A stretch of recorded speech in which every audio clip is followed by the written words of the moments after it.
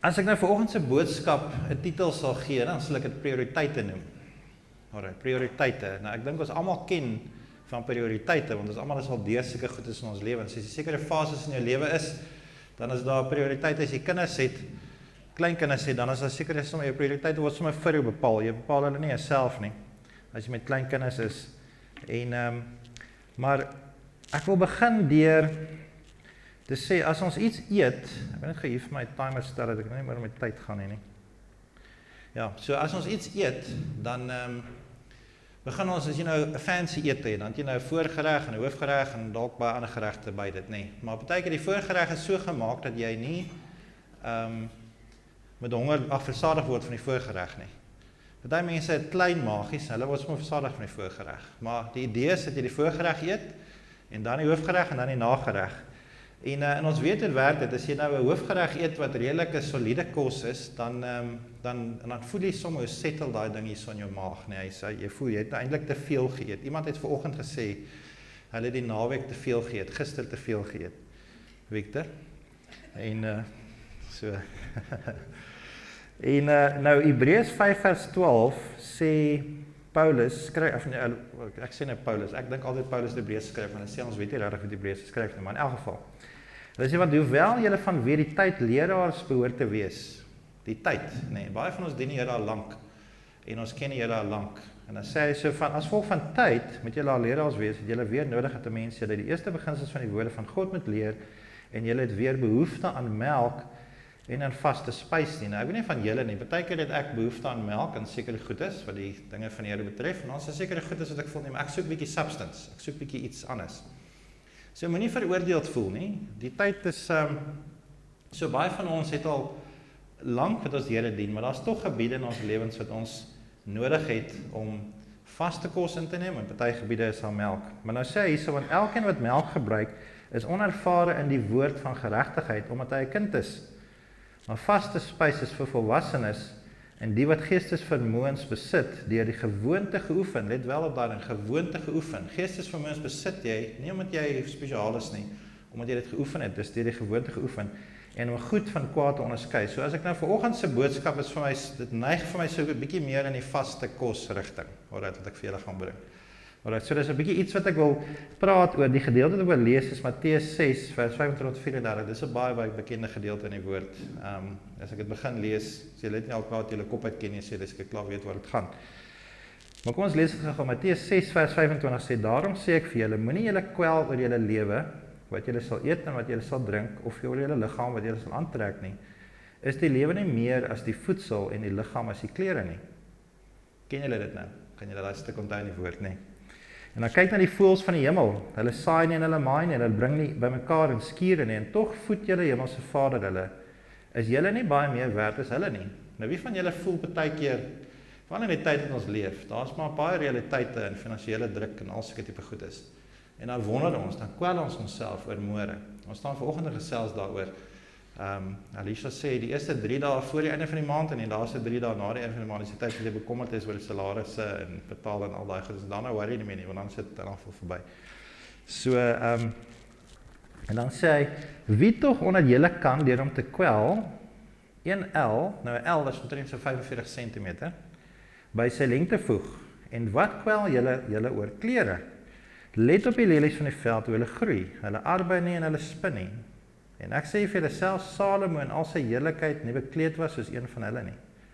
As God aan die gras van die veld, wat vandag daar as en môre in 'n oond gegooi word, so bekleed, hoeveel te meer vir julle, klein gelowiges? Eina, klein gelowiges, Here, moenie vir my sê ek's klein gelowig nie, ek is maar net 'n mens. Ek wil net bekommer, ek wil net los my net dat ek so 'n bietjie bekommer oor die goedes van die lewe. Moenie vir my sê ek is klein gelowig nie. En hy sê, daarom het julle nie kwel en sê, wat sal ons eet, of wat sal ons drink, of wat ons sal aantrek nie, want na al hierdie dinge soek die heidene. Eina, Here, moenie vir my sê ek is 'n heiden nie, want ek soek ook na hierdie goedes. Ek is bekommerd oor hierdie goedes. Dis tog wat ek doen, ek's 'n mens, ek moet werk, ek het 'n besigheid, ek het 'n werk, ek moet goedes doen. En hy sê, want julle hemelse Vader weet dat julle hierdie dinge nodig het. Dan kom die famous versie, en dis ons fokusvers, Matteus 6 vers 33, hy sê, maar soek eers die koninkryk van God en sy geregtigheid, en al hierdie dinge sal vir julle bygevoeg word. Kwel julle dus nie oor môre nie, want môre sal hom oor sy eie dinge kwel. Elke dag het genoeg in sy kwaad. So ons ken hierdie gedeelte baie goed, nee. Maar kom ons fokus 'n bietjie op vers 33, maar ek wil net gou vir ons bid. Dat die Here net hierdie woord settle in ons hart, sodat ons hier deur praat en saam leer, terwyl ons hier besig is. Kom ons bid gesaam. Here, dankie dat u woord, soos ek in die begin gesê het, deur die geloof kom deur die gehoor, en gehoor kom deur die woord van God. Here, dankie dat u woord die waarheid is. Dankie dat u sê die hemel en die aarde sal verbygaan, maar my woord sal nooit verbygaan nie.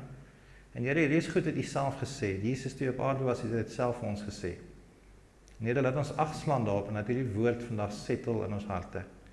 En Here, dat ons dit sal doen in ons lewens. En ons dank in die naam van Jesus.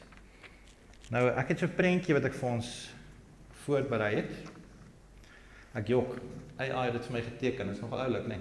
AI kan oulike goedes doen. Maar in elk geval, dis die skepingsverhaal daai. As jy nou kyk, dag 1, dag 2, dag 3, ons ken dit almal. Dag 1 was dag en nag wat die Here gemaak het. Die tweede is uitspansel. Derde is droëland, see en plante. Vierde dag son, maan en sterre, so seisoene en tyd. Die 15 was see, lewe en voëls, 16 landdiere en 'n mens, Adam en Eva. Alright, maar as jy gaan kyk wat vir my opgeval het aan die einde van elkeen van hierdie dae, dan die Here gesê dit was aand en dit was môre en dit was goed. Hy het gesien dit is goed. Alright. Interessant, ek het dit nie toe ek het nou voorberei het ek gesien die tweede dag het die Here nie gesê dis goed nie. Hy het gesê die eerste dag is goed en by die derde dag het hy weer gesê is goed. Nou die Bible scholars soos hulle sê want dag 2 en 3 was saam gewees. Dit was omtrent dis wat hulle maar sê, net vir interessantheid. Maar aan die einde van dag 6 toe sê die Here en hy kyk na alles wat hy gemaak het en hy sê dis baie goed. Okay, nou ek het so 'n bietjie gaan kyk na die verskillende vakgebiede en studiegebiede wat op elke dag gebou is, wat in daai tyd gebeur het van skepping. Nou as jy kyk dag 1, lig en duisternis, watse velde en studiegebiede dink julle is daar in dag 1? Nou hierso hulle sê is fisika, sterrekunde, kosmologie, kronobiologie. Alright, so dis vakgebiede wat nie eens weet van het bestaan nie. En dan dag 2 was meteorologie, atmosferiese wetenskap, oseanografie en hidrologie. Alright, so dalk is iets wat iemand van julle trigger, dalk wil jy dit gaan studeer. En dan dag 3, geologie, geografie, plantkunde, landbou, ekologie. Dag 4, sterrekunde, astrofisika, kalenderwetenskap. Dag 5, dierkunde, marine biologie, ornitologie. Ornitologie het te doen met voëls en al sulke goedes. Aanpassingsbiologie, dierkunde op dag 6, menslike biologie, geneeskunde. En soos ek hierdie goedes noem, dan dink jy, yes, dis klomp woorde, is groot goedes. Weet nie as dit alles, maar daar is studiegebiede rondom dit. En dit alles is vervat in 'n woordjie goed. God het gesê dis goed. Elke dag het hy sê dis goed. Maar dan as daar as goed so omvattend is, dat God net eenvoudig sê dis goed. En toe gaan hy aan die einde van alles en hy sê dis baie goed. En hierdie gaan al vir eeue aan, duisende jare wat die Here of wat mense in God se skepping indelf en dan net begin te probeer verstaan wat God alles gemaak het. En hy beskryf dit net as goed. Dan dink ek bietjie by myself, joh, dalk is God se woord so bietjie dieper as wat ons altyd besef. Nou, as ons dan weer kyk na Matteus 6 vers 33, dan sê hy, soek eers die koninkryk van God. So as daar so baie vervat is in die woordjie goed, hoeveel dink jy is vervat in die woord koninkryk? So, dink net so 'n bietjie daaroor, hoeveel vervat is in die woord koninkryk? Nou as Jesus vir my sê, ek moet sy koninkryk soek, dan dink ek is belangrik. Maar wat interessant is, as jy kyk die orde, hy sê soek eers. Nou dis waar die prioriteite ding inkom. Soek eerste, sit dit eerste in jou lewe. Nou ek is 'n bietjie gaan kyk na koninkryk. Waar dink jy as jy dink aan koninkryk? Waar dink julle as julle dink aan koninkryk? Enigiemand? Waar dink julle? Koninkryk. Wat beteken die woordjie koninkryk vir julle? Is er enigiemand? Niemand. Okay, koninkryk. Kom ons sê, koninkryk, ek het gaan kyk. 'n Koninkryk, wat vereis 'n koninkryk? 'n Koninkryk vereis, daar moet die heerser wees. So kom ons sê vandag se konteks, daar is 'n president van 'n land. En dan is daar 'n gebied, dis 'n land, alright. Cyril Ramaphosa is nie president van Amerika nie, hy is die Suid-Afrikaanse president. En Donald Trump is die president van Amerika. So jy het 'n gebied. En dan is daar wette en beginsels wat geld vir 'n koninkryk. En dan is daar burgers wat nodig is vir 'n koninkryk, nee.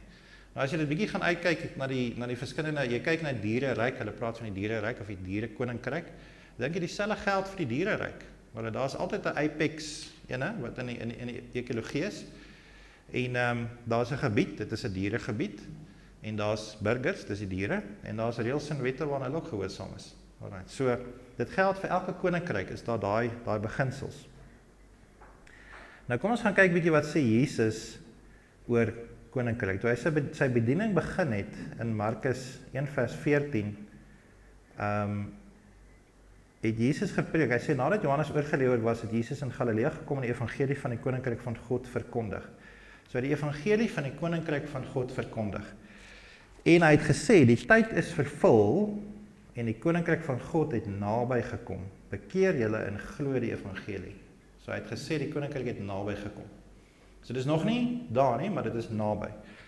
En in Matteus 4 vers 17 sê hy, van toe af het Jesus begin om te preek en te sê, bekeer julle, want die koninkryk van die hemele het naby gekom. So dit is 'n ander koninkryk. Onthou nou, ons moet verstaan, ek sal nou daarby kom wat gebeur het in Genesis. Ons het as mens, het ons 'n heerskappy gehad, God het dit vir ons gegee, en die mens moes geheers het oor hierdie aarde, maar hulle deur hulle sonde, het hulle daai autoriteit en heerskappy oorgegee. So hierdie koninkryk van die duiwel, wil ek amper sê, op die aarde, deur sonde en deur al die goedes, het voortgeduur tot Jesus gekom het om hierdie goedes te herstel. Toe sê hy, die koninkryk van God het naby gekom. En toe so 'n bietjie verder, in Lukas 11, vers 14 tot 23, julle kan dit gaan lees, beskuldige mense vir Jesus, want hy het 'n bose gees uit iemand uitgedryf. En toe gaan die fariseërs en hulle sê, nee, maar hy het dit gedoen deur die Beelzebul. Met ander woorde, hy het dit gedoen deur die duiwel van alle duiwels, het hy dit gedoen. Ek meen, hoe verduidelik jy dit? Toe sê Jesus vir hulle, maar as ek deur die vinger van God die duiwels uitdryf, dan het die koninkryk van God waarlik by julle gekom. So nou is die koninkryk hier. So Jesus het begin illustreer en gesê, maar kyk, hierdie koninkryk wat ek aan julle verkondig, ek gaan sy reëls en sy goedes gaan ek vir julle wys, sy beginsels. En hy begin die duiwels uit te dryf. En hy sê vir hulle, nou is God se koninkryk hierso. En hy begin dit vir hulle te bewys. In Lukas 17 vra die fariseërs vir hom, hulle sê, en toe hy deur die fariseërs gevra is, wanneer die koninkryk van God sal kom, het hy hulle geantwoord en gesê, die koninkryk van God kom nie met sigbare tekens nie. En hulle sal nie sê, kyk hier of kyk daar, want die koninkryk van God is binne in julle. Dis nou interessant. So nou is die koninkryk van God binne in ons. En ek meen, ons wat nou lank met hierdie goedes te doen, nou verstaan ons dit en sê, maar weet jy, dit is presies wat dit is. Ons sê ons is die kerk. Hierdie is nie die kerk nie, hierdie is maar net 'n gebou. Maar ek en jy is die kerk, met ander God se koninkryk is hier, en dan daar's profeseë wat geprofeteer is deur die profete wat sê, daar sal 'n tyd kom met God sy wet op die mense se harte skryf. Alright, en dit is wat die Here nou kom doen. So sy koninkryk is binne ons. So waar's die gebied? So wie's die heerser? Dis God. Wat is die gebied? Dis ons hart. Wette en beginsels is nou iets wat ons nou gaan by uitkom, en dan die burgers, dis ek en jy. Alright. So, kom ons gaan gou terug na Matteus 6 vers 33 toe. So hy sê, soek eers die koninkryk van God. Soek eerste. So eerste, soek ek God se koninkryk. Dis die prioriteit. So eerste, ek plaas dit. So wat beteken dit as jy iets eerste sit in jou lewe? Dan beteken dit, alles wat jy doen, draai om dit. Dit is jou eerste ding wat jy doen. So Jesus se opdrag aan my en jou is, soek eerste die koninkryk van God. Nou ek het so 'n bietjie gaan kyk, fancy gewees, die Strong's konkordansie, of die, nie konkordansie nie, Strong's reference. 2212, as julle gewonder het, wat sê dit is. En dis die woordjie in Grieks, zeteite. Ek weet nie of ek dit reg uitspreek nie, maar zeteite, so daai eerste gedeelte, soek eers die koninkryk, sê zeteite de proton ten basileian. Alright, nou basileian is die koninkryk van God, dit is die Griekse woord om koninkryk te beskryf. Nou, so wat belangrik is om te weet is, jy soek eerste dit, as jy eers iets soek, beteken jy kan ander goed ook soek. Alright, en ons weet dit, ons almal weet wat is prioriteite, ons soek beteken ander goed, en ons soek. So as jy iets as jou prioriteit in jou lewe stel, as dit eerste is, dan is dit eerste.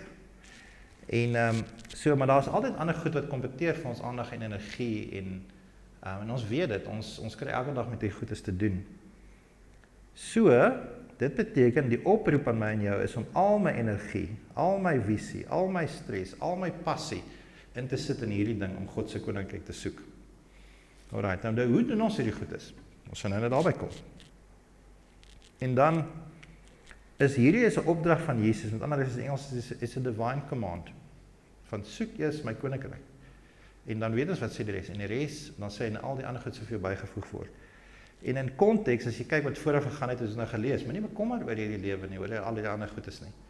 Nou, as net so interessant, dit is ek 'n ambassadeur is van 'n land. Nou ons weet, ons praat hierdie taal, hierdie Christenese wat ons praat, is dat ons is ambassadeurs van Jesus. Met ander is ek 'n ambassadeur is van 'n land. 'n Ambassadeur bekommer nie oor sy huis nie, hy bekommer nie oor sy kar nie, hy bekommer nie oor sy kos nie, want hy kom en hy verteenwoordig 'n land. So ambassadeur van wat ewe se land in ons land bly, daai land sorg vir hom. As hier iets gebeur in hierdie land, hy is nie onderworpe aan ons wette nie, want hy is onderworpe aan sy wette.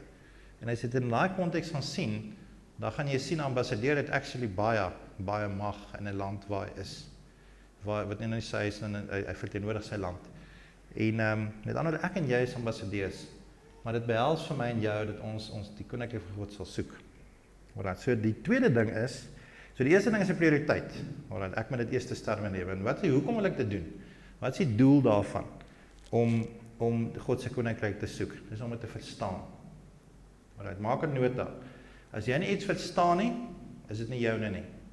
Ons weet hoe werk die goed. As ek iets nie verstaan nie, dan het ek dit nie. En ek vat ons mediese studente onder ons. As jy goed nie verstaan nie, dan jy voel ons onseker daaroor nie. Dan weet jy nie, eers gaan ek hierdie ding doen, gaan ek dit nie kan doen nie. En praktiese goedes kom deur, en jy doen praktiese goedes, want dit leer jy om goedes te verstaan. En die oomblik as jy dit begin verstaan, dan kry jy confidence dan kry jy selfvertroue. Alright, so nou Spreuke, Salomo het ons hierdie goedes geleer. Spreuke 4 vers 7 sê, die beginsel van wysheid is, verwerf wysheid en verwerf insig. Deur al wat jy besit, deur alles wat jy het. Met ander woorde, daar's dit weer, alles wat ek het, moet ek insit om wysheid en insig te verwerf. Nou, gaan kyk, wat beteken insig? Insig is begrip, kennis, verstand, diepte, vernuftigheid en oorleg. Alright, so dit is as jy insig het. So as jy daai goeie sê, dan besef jy, maar ek verstaan hierdie ding. Alright. In die Engelse Bybel sê dit vir my mooi. Hy sê, the first step to becoming wise is to look for wisdom, so use everything you have to get understanding. Understanding, verstaan. Use everything you have to get understanding.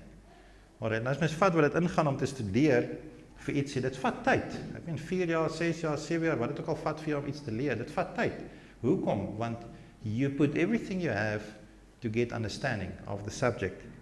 En understanding beteken om te comprehend, to grasp, om to have insight, to have knowledge and to have awareness. Alright, so as dit nou van toepassing gemaak word op God se koninkryk, wat is my doel dan as ek dit soek? I want to understand it. So I want to have comprehension, grasp. I want to grasp it. I want to have insight. I want to have knowledge. And I want to have awareness. So, kom ons gaan kyk dan na die woordjie soek. Wat beteken soek? So ek en jy, as ons iets gaan soek, kom ons vat jou sleutel is weg, dan gaan soek jy hom, en jy soek hom tot jy hom kry, want jy het hom nodig. Maar in die konteks van hierdie, as ons God se koninkryk soek, ek het weer gaan kyk na die verskillende sinonieme vir soek. Dit beteken om te jaag, om iets na te jaag. Want ek jaag dit na.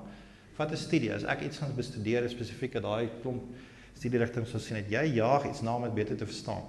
Want so as ons, die oproep vir my en jou is om jaag God se koninkryk na, pursuit. Die Engelse woord sê pursue. Met ander, dis nie iets wat jy per ongeluk op, soos Engels sê, you don't stumble over it. Dis nie per ongeluk daar, o, hier sê, ek het dit nie gesien, dit is iets wat jy moet soek. So dit is wat God van sê, want God sê, daar's geheimenisse. As jy kyk het Jesus gepraat met die mense, hy sê het baie beeldspraak gebruik. En er bestaan het die vrou die disciples van hom en sê, maar ons verstaan nie wat jy aangaan het. Dus Jesus, ek het vir julle dit oopgemaak, dat julle dit kan verstaan. Die ander mense verstaan dit nie. Dan dink jy, man, dit is nou 'n bietjie onregverdig. Maar dit is hoekom die Here wil hê jy moet indelf van iets. Alright. As ek alles vir jou op 'n skinkbord gee, dan verstaan jy nie regtig waar dit gaan nie. Dis dan wanneer mense mors met die goed is. Dis dan wanneer jy daaroor dink en ag, dit kom maklik. Alright.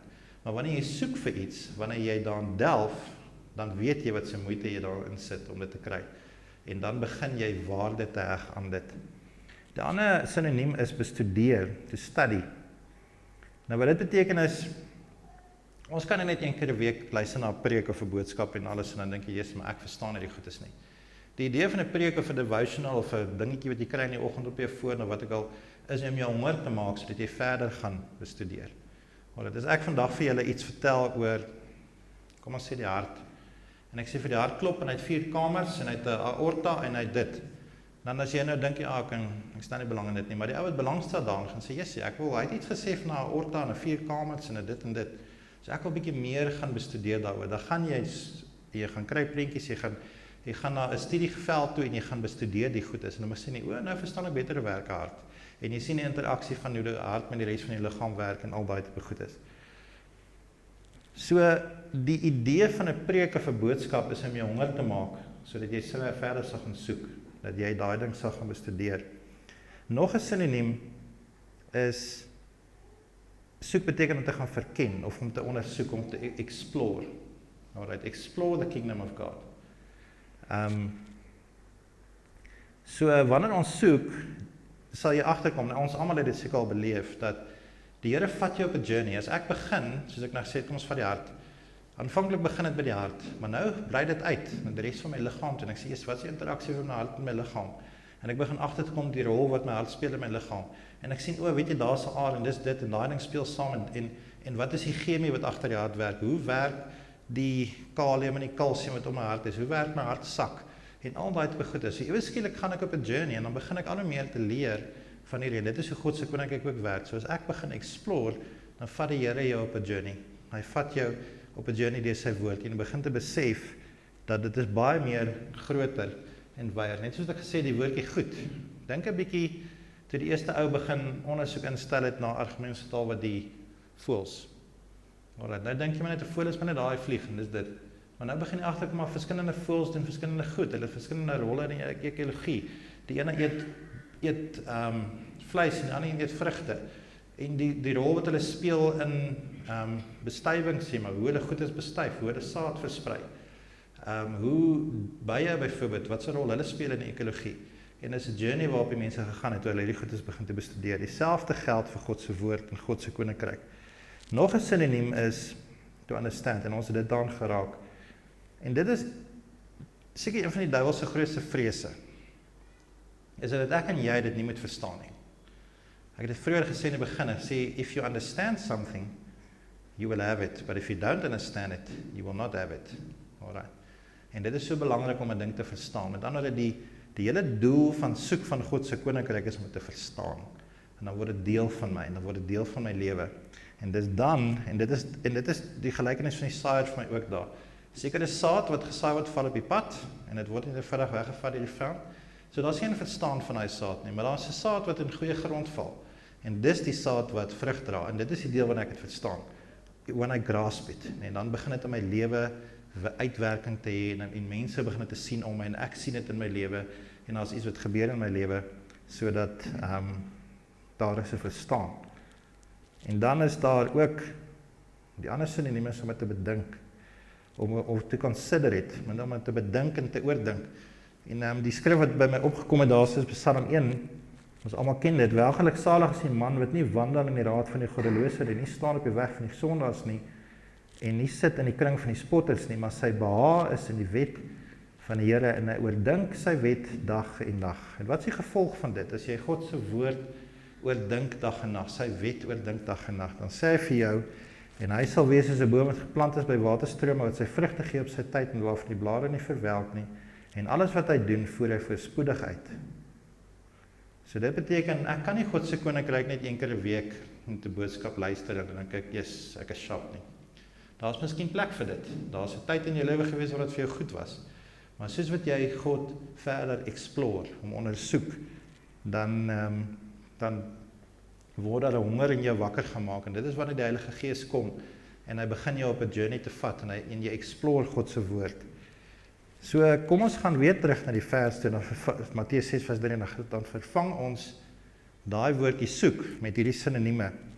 Hy sê maar soek, dit beteken maar jaag na, maar bestudeer, maar verken, maar ondersoek, maar verstaan, maar leer, maar bedink en oordink. Eers die koninkryk van God en sy geregtigheid. En hierdie dinge sal vir julle bygevoeg word. Wat se ding het hy dan verwys?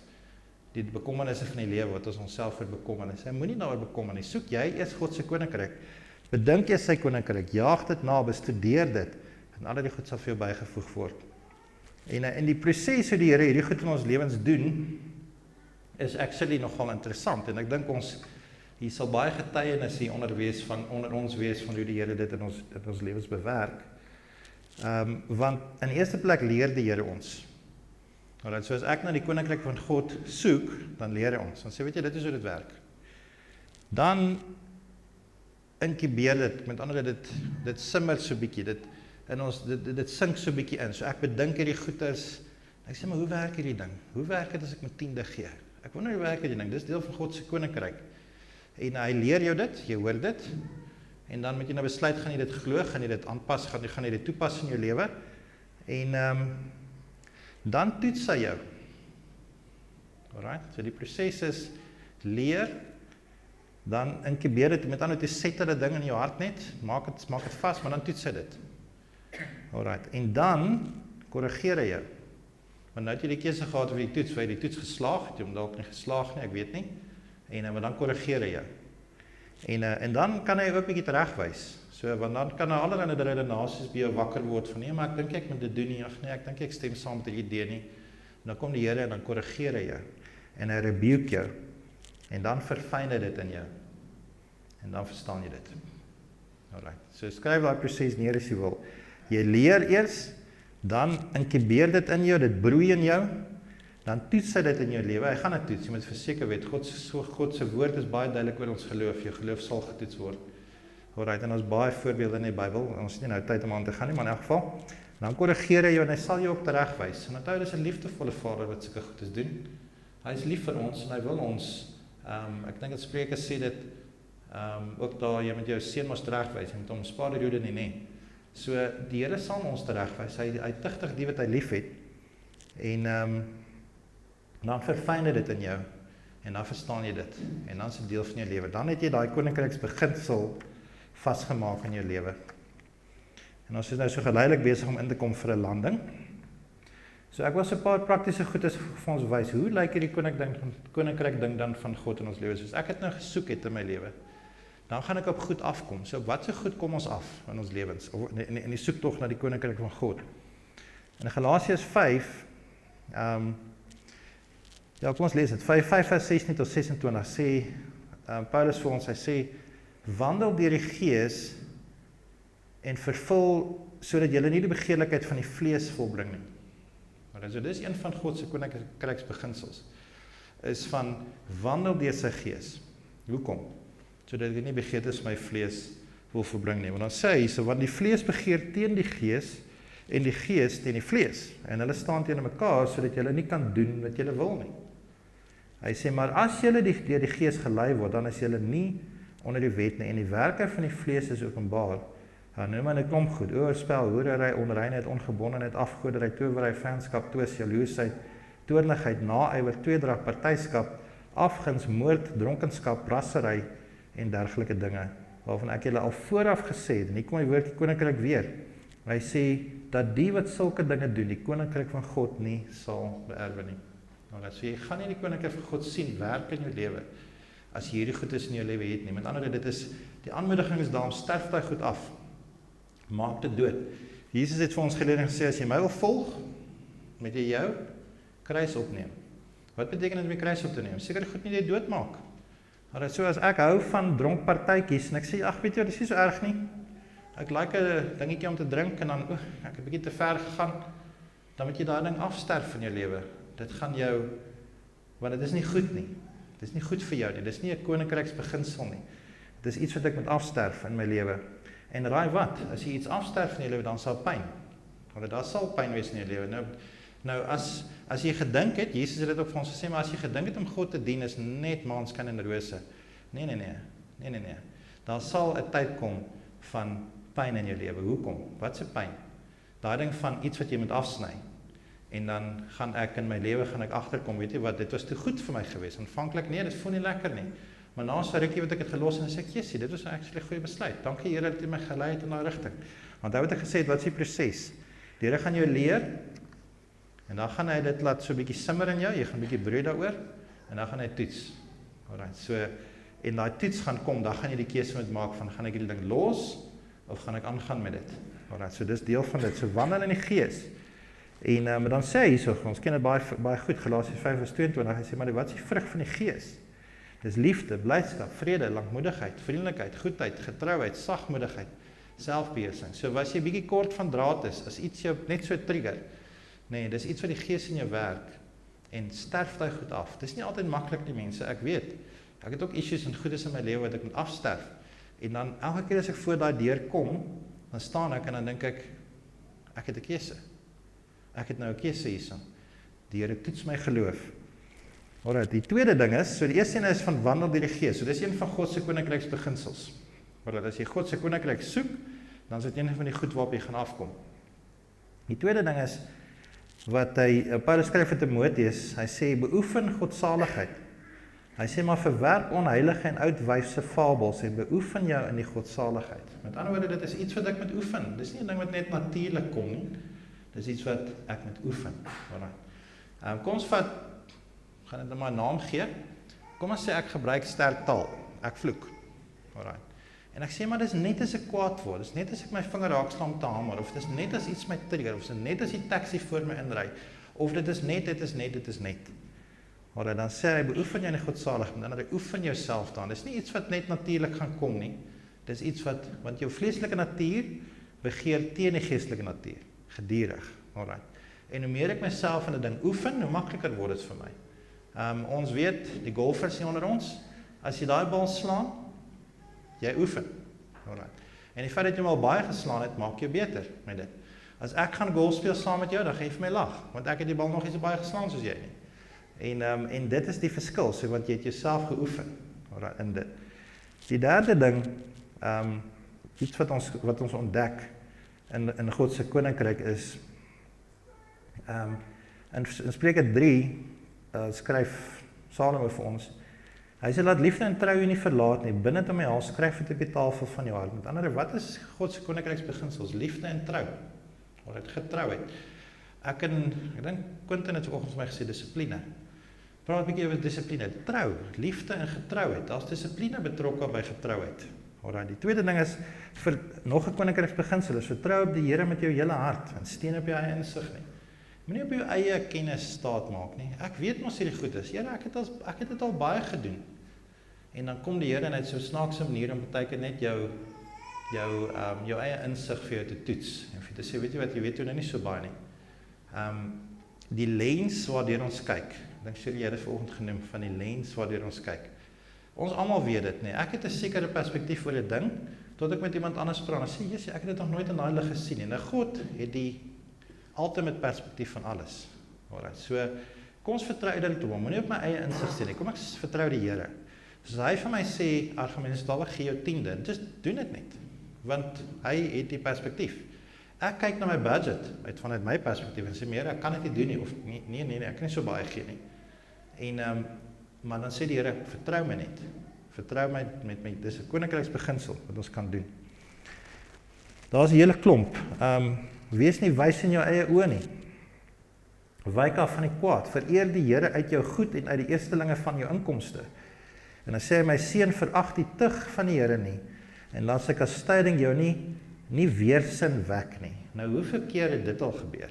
Dat jy weerstandig is, jy het 'n weersin in kastyding of in tug. Want as die Here ons tug, miskien oor 'n gebied of wat kom in jou lewe, dan sê Salomo vir ons, wat ultimately die Here is wat dit vir ons sê, want dit het my al by God gekry.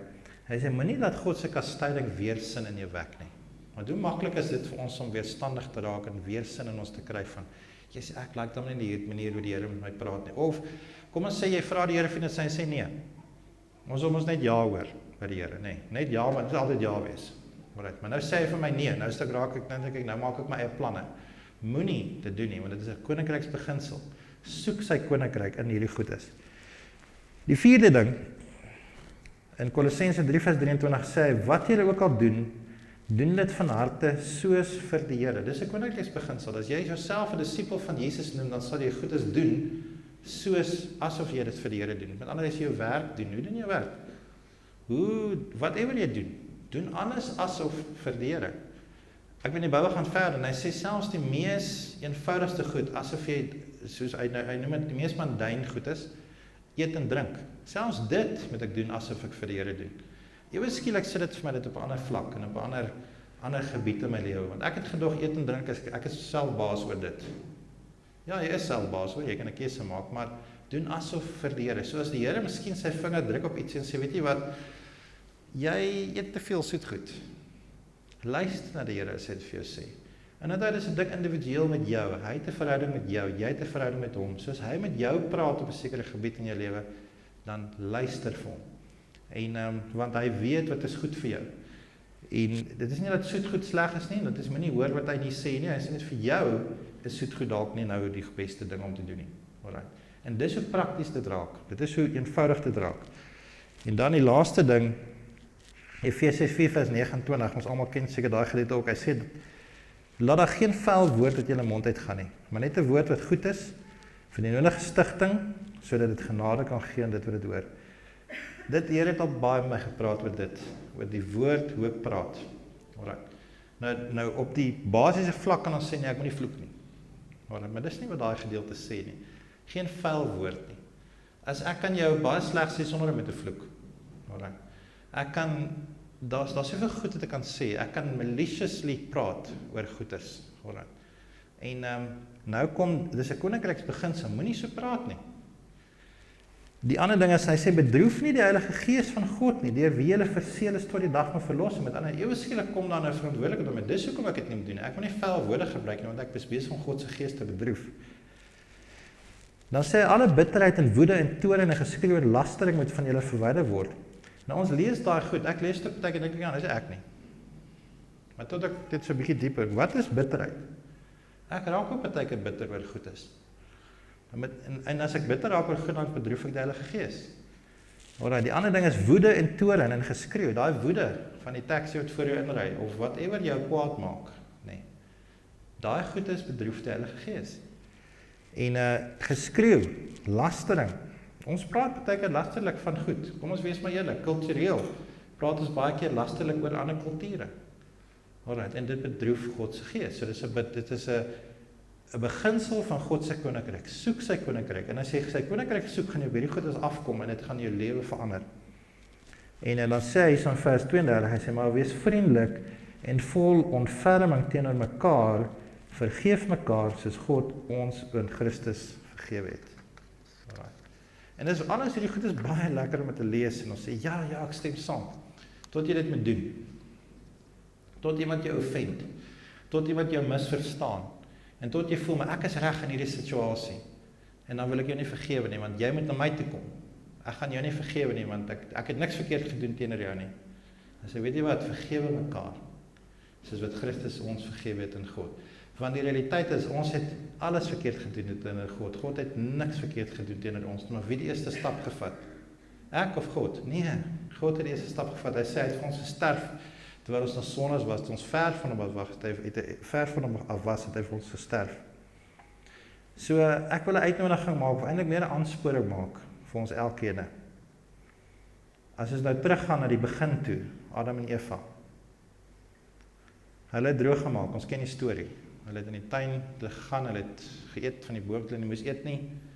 En in Genesis 3 vers 8 sê dit, en hulle het die stem van die Here gehoor terwyl hy wandel in die tuin in die aandwynkie en die mens en sy vrou het hulle verberg vir die aangesig van die Here God tussen die bome van die tuin. En dis waar die groot gemors begin het. Alright, want daar sou hy die mense autoriteit oorgegee aan die duiwel, sy heerskappy oorgegee aan die duiwel. En sonde het ons identiteit geword en dit het ons aangetas en ons het godsdiens ingebring om daai verhouding met God terug te soek. Alright. En nou weet ons waantoe vat godsdienst. Dit is net rituele en al die goed, maar wanneer God se koninkryk gaan oor heerskappy en dit gaan oor bemagtiging. Dit bemagtig ons om 'n verhouding met hom te staan. En so my uitnodiging aan jou is vanoggend en my aansporing aan jou is soek sy koninkryk eers. Alright, soek sy koninkryk in jou lewe. En as jy dalk nog nie in die koninkryk van God is nie, dan wil ek jou aanmoedig en sê dat Jesus, wat Jesus van Nikodemus gesê het, die enigste manier hoe ek in hierdie koninkryk van God kan inkom, is deur wedergeboorte. En hoe gebeur dit? Ek weet nie, God doen dit. Daai is 'n wonderwerk wat hy doen. Maar die ding wat ek kan doen, is om te bely. Dis Here, ek is 'n sondaar. Ek het U nodig. En as jy gaan kyk in Markus 1 vers 14 sê, en nadat Johannes oorgelewer was, het Jesus in Galilea gekom en die evangelie oor die koninkryk van God verkondig. En in 15 sê, die tyd is vervul en die koninkryk van God het naby gekom, bekeer julle en glo die evangelie. Die Engelse Bybel sê, turn away from your sins and believe the good news. 'n Ander Engelse vertaling sê, repent and keep believing the gospel. Dis interessant dat hy sê, keep believing the gospel. Repent and keep believing. Met ander woorde, hou aan om God se koninkryk te soek. Dis maklik om op te hou glo, maar dit is 'n proses om aan te hou glo. En ek en jy moet net dit aanvaar, dat ons herstel, ons is nie net vergewe nie. Onthou, as ek God se koninkryk soek, dan is ek herstel in Jesus, ek is weer op 'n regte plek met God, ek is in 'n regte verhouding met hom. En dit is my aanmoediging. En as jy dit doen, dan lei dit tot daai autoriteit en heerskappy, dat jy dit kan hê in jou lewe, soos wat God het bedoel het van die begin af. Alright, en dit is my storie. Dit is die so ek wil hê julle moet, as dit jou enigstens dalk het ek iets gesê wat jou aangespoor het, die idee is om dit te gaan ondersoek verder. Met ander woorde, soek sy koninkryk. Soek sy koninkryk elke dag in jou lewe. Hoe lyk sy koninkryk as ek in my werk is? Hoe lyk sy koninkryk as ek by die huis is? Hoe lyk sy koninkryk in my huwelik? Hoe lyk sy koninkryk in my verhoudings met mense? En dit is my en jou verantwoordelikheid om dit te soek.